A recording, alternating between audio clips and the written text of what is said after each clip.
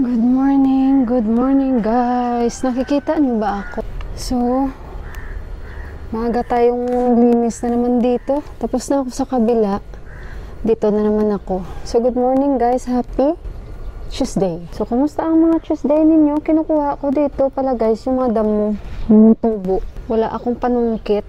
Katulad kay Didi, tingnan ko yung panungkit-nungkit ni Didi sa mga damo na natubo. Kasi yung mga halaman namin dito, hindi ko alam anong klaseng isang halaman na ito, na matapang talaga siyang tumubo. Ganito siya guys, oh. Parang spider siya. Kahit saan lang ito natubo. Halaman nga ito pero grabe naman siya pag tumubo. Walang tigil na tubo. So kukuhanin natin to kasi hindi maganda. Kahit saan lang, kahit sa labas. Kaya ano lang siya, tubo lang siya ng tubo. Ngayon na parang malamig na dito sa amin. Wala na masyadong higad. Marami talaga siya guys na tubo. And kasi tamang-tama naglilinis ako, nasabihan ko na rin sila ni Bay kasi nga alam niyo may pusa na pumupunta dito sa amin, pero bago yan tingnan niyo, namumula na siya, oh. Yan, namumula na sila.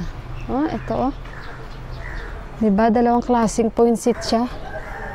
Yung doon sa kapitbahay namin, teka lang, i-zoom ko guys para makita niyo. Tuwing dasay or pag ganito, natubo talaga siya or namumula talaga yung kahoy na yan. And ito guys, mga dahon at damo-damo ang kinukuha ko. And today is back to normal na lahat. Today I think yung basura namin darating. Office now, Miss Bay? Office! Pasok na siya sa office, ang aga ganyan may office kasi yan sila, no? Yung kanilang negosyo or business nila, sila yung amo din. Lending, co-op I think yan. Silang nag-manage, tapos yung boss, yung kuya niya. Tapos ako naman guys, naglalaba and sasampay na rin ako. So ayun guys, at today meron tayong atinan. Ang hirap naman. Gumagapang na tayo. Today meron tayong atinan na birthday dahil naimbitahan po tayo ni Sis Arlene. Thank you Sis Arlene sa pag-invite. At na-met ko si Sis Arlene. Saan ko ba na-met si Sis Arlene? Kami ni Sis Eden that time.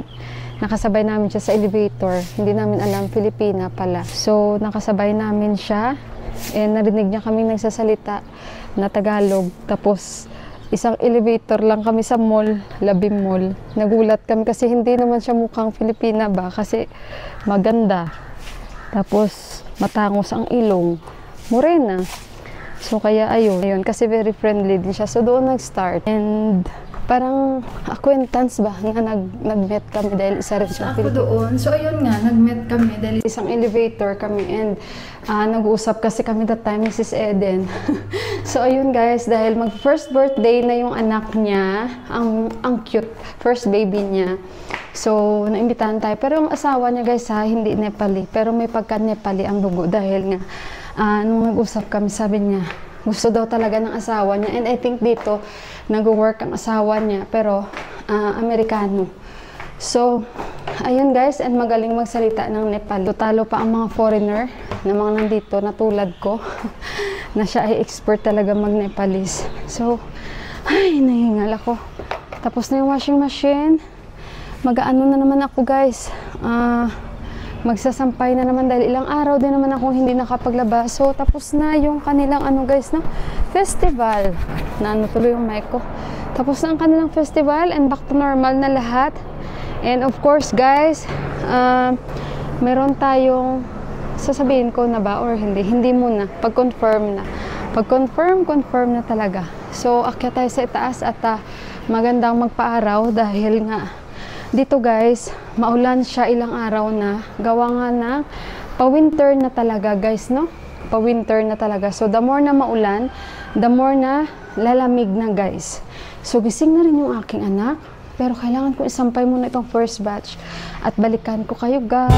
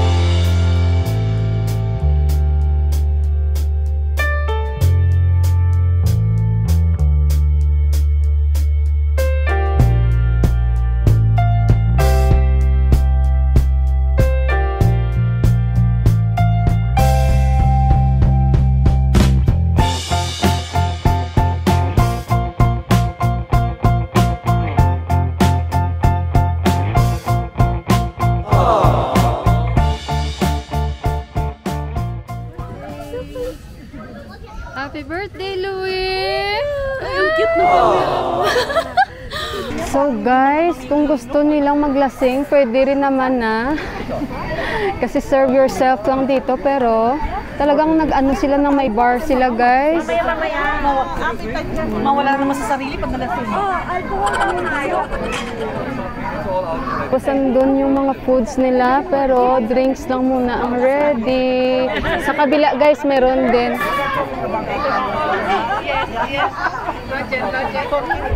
Mickey Mouse Clubhouse.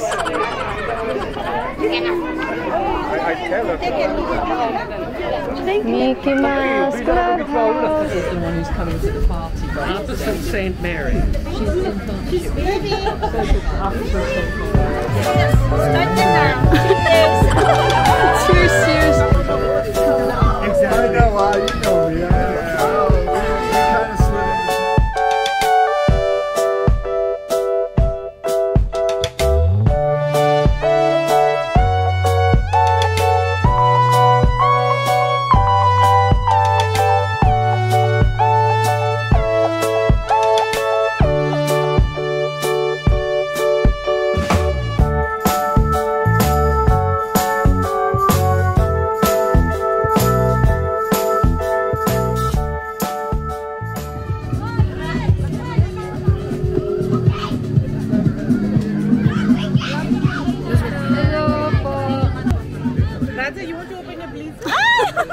Ikaw na naman yung nakita.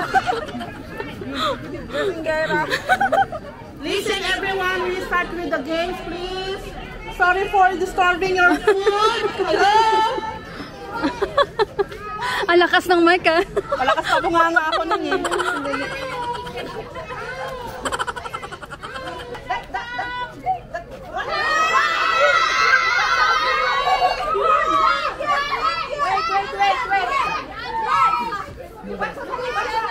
Wait, too much there.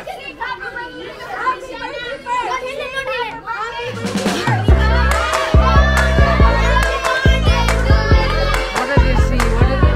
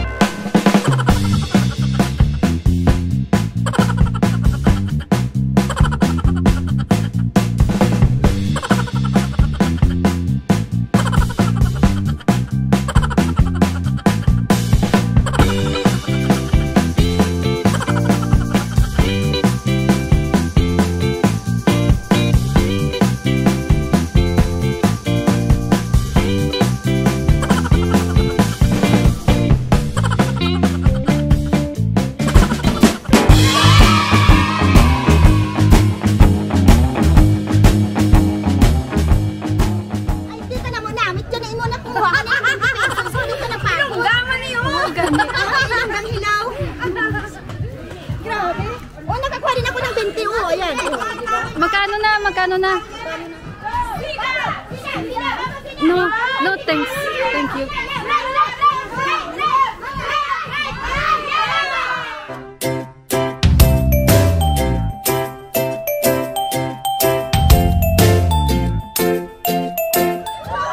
Ang mga nanay! Ikaw talaga yung Diyos ko, si Sis Flora. Kasi siyempre para sa anak ko. Saan yun ako? Nandun sa bahay. Hindi yan pupunta dito kasi sobrang mayayain. Parang yung anak ko, mayain. Ilang taon na yun? Tapos yung anak mo nagsasalita, 17. Ngayon kasi nag-board exam siya. Ay, malaki na pala. Guys, nandito na si Chayo. Say hi to my vlog. Hi!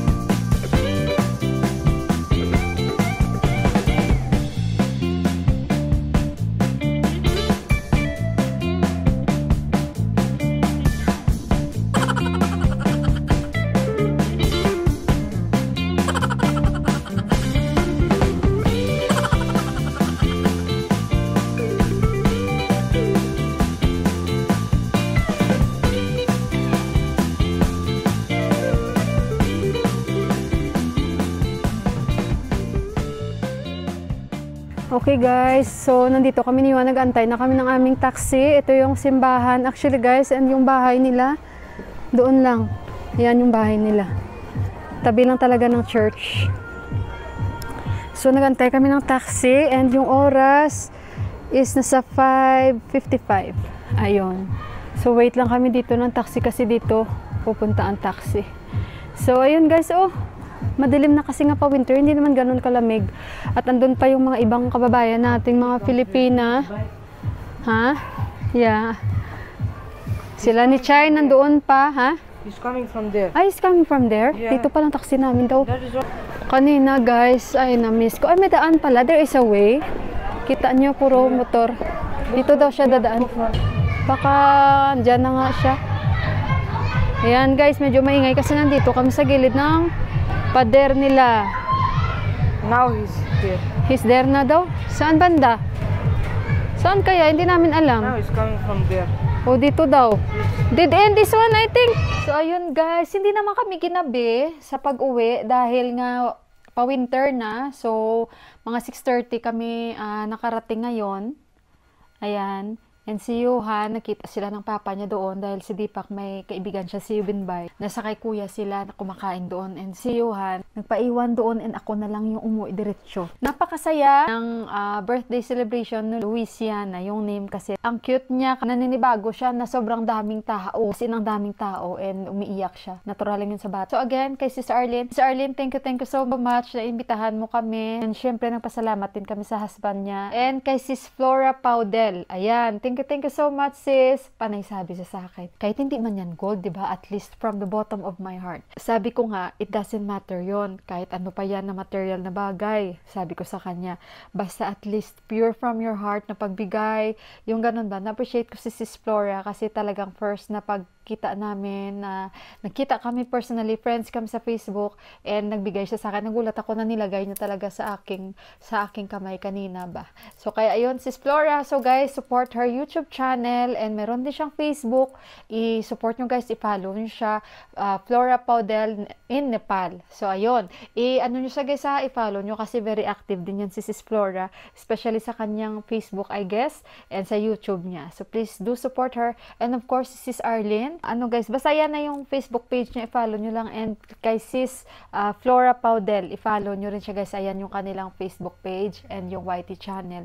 So ayun, yung asawa kasi ni Sis Arlene, American yan guys and yun yung battery ko maubos na and ayun guys, basta i-follow nyo na lang and balikan ko na lang kayo mamaya dahil maubos na itong aking baterya guys, baka maputol bigla. But anyway guys, ayun again sa anak mo Sis Arlene, Baby Luis, happy birthday, may God bless you and ayun, good health and syempre sa inyong dalawang mag-asawa, maraming salamat sa pag-invite sa akin and syempre sa mga kababayan nating mga Pinay na na-met ko for today. Nice meeting you all mga kababayan ko and hopefully sa Pasko makakapag-join tayo sa Christmas party dahil na-invite tayo ng isang kababayan din natin ulit. Okay guys, so ayun, at yung taxi driver pala kanina nagulat ako kasi from my voice and ayun, nakilala niya ako kaya tinanong ko na si Juan kung nanay mo ba yan. Sabi ni Juan, yes. Sabi niya, sabihan mo siya, nakikita ko siya pala sa YouTube, nanonood ako ng vlog niya. So nagulat ako dahil kilala niya ako, kaya pala siya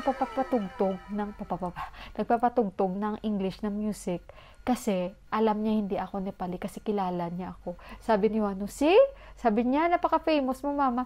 Actually guys, ayoko may magsasabi sa akin na ganyan dahil ako parang dyan lang tayo. Kumbaga, dito lang tayo. Huwag naman yung sabihan na famous ka dahil para sa akin guys, hindi ako famous. Kumbaga, ganito lang ako. Hanggang dyan lang. Kasi pag sinabi mong famous ka, parang talagang famous na famous. Yung kilalang kilala ka talaga.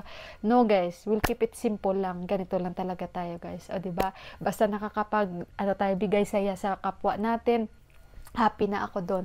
Hindi man ako guys nangangarap na makilala ako guys. Never ko pinapangarap yun. Para sa akin, kung ano lang yung kaya ko maibigay and happy ako na nakapagbigay ako saya sa inyong guys. Pero never ko pinapangarap na maging sikat ako o makilala ako sa buong mundo. Yun lang guys. So ayun, masaya ako for today at nag-enjoy ako sa birthday party and hindi ako nagkamali na mag-attend. So may God bless you all and I love you and good night. Bye guys! Happy birthday Baby Luis! Ayun, bye-bye! Thank you Sis Flora. Guys, follow nyo Sis Flora.